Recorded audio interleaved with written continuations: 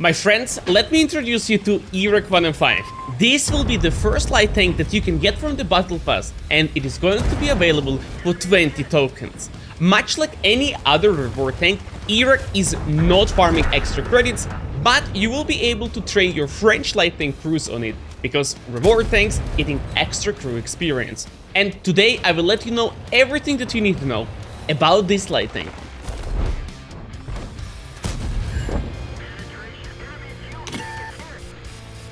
Let's start with the firepower of ERAC 105, and as you can see, this tank has a few things to offer. First one being 320 alpha damage. This is the second highest value of all tier 9 light tanks, after the Dirt T49.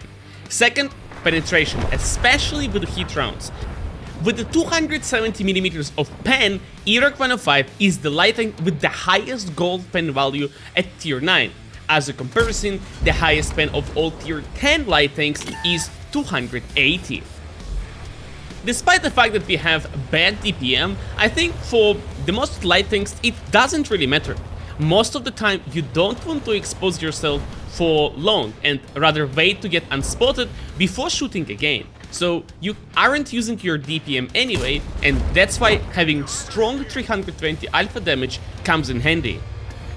This is especially useful on awful map for light tanks, because you can just play with ERAC like a medium and don't bear a burden for your team. Ironically, the best games I had were on maps like Berlin. Being a scout on a city map is extremely difficult, and having 320 alpha damage gun really helps with this. And here you will see just how punchy this alpha damage really is, considering that we are playing with a light tank. But having 320 alpha damage per shot comes with a penalty to the gun handling.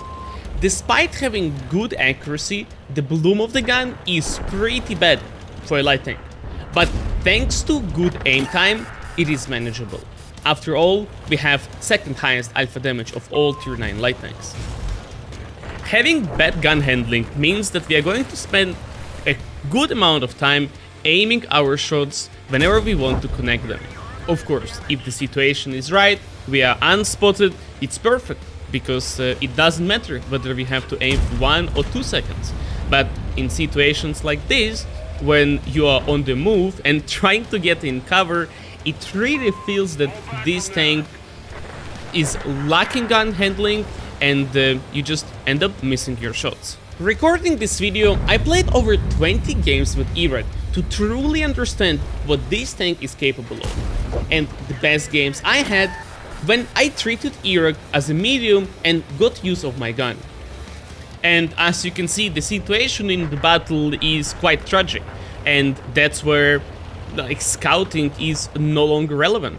In situations like this, team needs firepower, and I feel like ERAC 105 is a great asset to the team whenever the map isn't purely fitting for scouting. And honestly, I kinda like this hybrid combination. When the situations are going to be perfect for scout, we are totally capable of doing it, and when we need to be doing damage, ERAC 105 is fully capable of doing it. And even though winning this round is going to be impossible, I just like the fact that we can at least do decent damage. Let's say I was trying to mark this tank and I get Berlin. Maybe with any other light tank, my disappointment would be immeasurable. But having decent alpha damage and gun in general just opens up this opportunity to at least save Mark of Excellence if the game is not going as planned. And here I would like to lead your attention to amount of the ram damage I'm going to get from LT54, and he barely has any speed. This tank is super light and vulnerable to ramming, so if you get this tank, this is something that you have to pay attention to. You know that I love light tanks, and getting Gretshire from attacking side, I knew I had to try one sneaky position, and our 70 km/h top speed will only help us get there.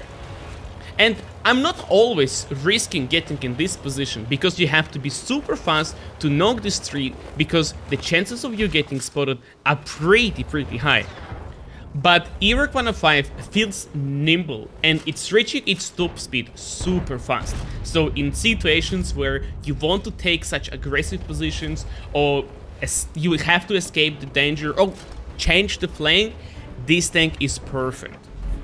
And using mobility of ERAC, I managed to get in this tricky position. If you didn't know about this bush existence, guys, take your notes out and write it down. Next time you're playing Rechaya yourself, maybe you want to try and get here. You'll have quite impressive vision opportunities from this position, and as you can see, we spotted ST1 by getting outside of the bush, and I'm not scared doing this because I know that our camo is quite reliable. But if we were to look at the camo values alone, especially in comparison with other light tanks, it's nothing to brag about. However, I think everyone here would agree that Borask or Object 416 has amazing camo. Well, ERAC 105 has even higher values on the move. And this gives me confidence to go so much in the open and try to spot heavy tanks, and they have absolutely no chance spotting me at this distance. But it's fair to point out that the situation which I'm in is kind of perfect. I knock down massive tree and it can fit my tank. But I encounter situations where I was trying to approach positions that I would be taking with the Manticore ELC even 90, or maybe even IMX 13105, and ERAC 105 was a little bit too big for that. So the size of ERAC 105 sometimes can be a problem. In addition to that, we have the least amount of armor of all tier 9 light tanks.